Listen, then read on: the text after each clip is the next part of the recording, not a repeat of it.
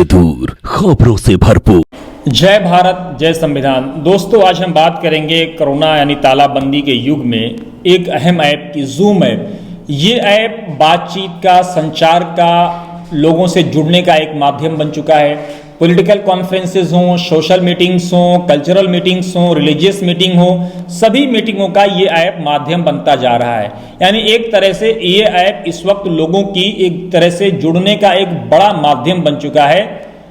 इस ऐप के बारे में भारत सरकार ने एक अहम गाइडलाइन जारी की है।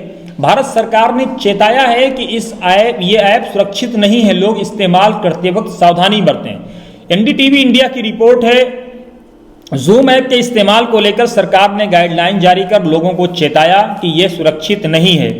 आगे है कि कोरोना संकट की वजह से देश में लॉकडाउन जारी है। इस दौरान लोग एक दूसरे से जुड़ने के लिए वीडियो कॉलिंग ऐप जूम का इस्तेमाल कर रहे हैं। अधिकांश दफ्तरों में भी वीडियो कॉन्फ्रेंसिंग के लिए इस ऐप का इस्तेमाल किया जा रहा है। इस बीच सरकार ने एडवाइजरी जारी कर लोगों को चेताया है कि ये ऐप सुरक्षित नहीं है। रिपोर्ट आगे है, zoom meeting app video conferencing के लिए सुरक्षित प्लेटफॉर्म नहीं है। सरकार ने इस बाबत गाइडलाइन जारी की है। जो उपयोगकर्ता जूम ऐप का इस्तेमाल निजी कार्य यानी प्राइवेट काम के लिए करते हैं, अपने इंटरेस्ट के लिए करते हैं, पर्सनल इंटरेस्ट के लिए करते हैं, तो सरकार ने कहा है कि निजी कारणों यानी अपने जाती काम के लिए करते हैं, उनके लिए गाइडलाइन जारी की गई है। बता दें कि लॉकडाउन के दौरान लोग इस ऐप का काफी ज्यादा इस्तेमाल कर रहे हैं।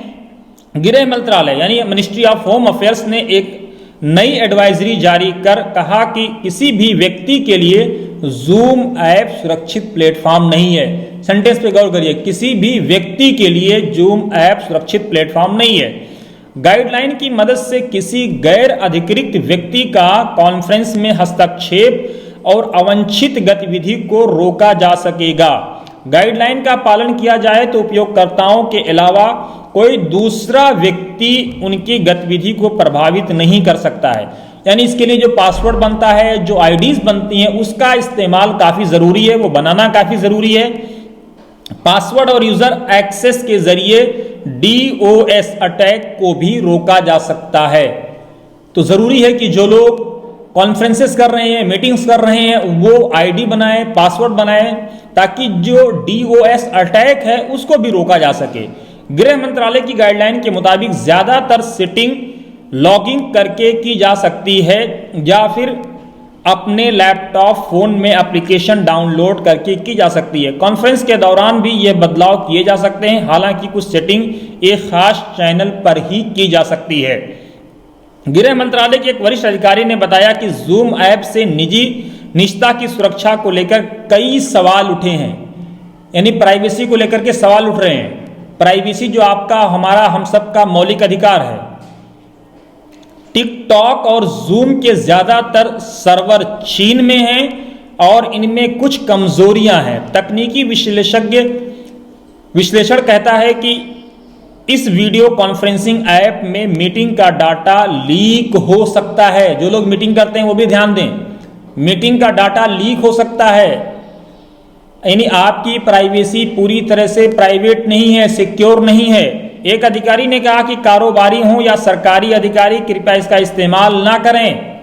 भारत की साइबर सिक्योरिटी एजेंसी ने पहले ही उपयोगकर्ताओं को इस वीडियो कॉन्फ्रेंसिंग ऐप में लगाई जाने वाली सेंध को लेकर जागरूक किया था। पासवर्ड लीक होने और हैकर्स द्वारा वीडियो कॉल कॉन्फ्रेंस के दौरान हाईजैक किए जाने की शिकायतों के बाद गाइडलाइन जारी की गई है।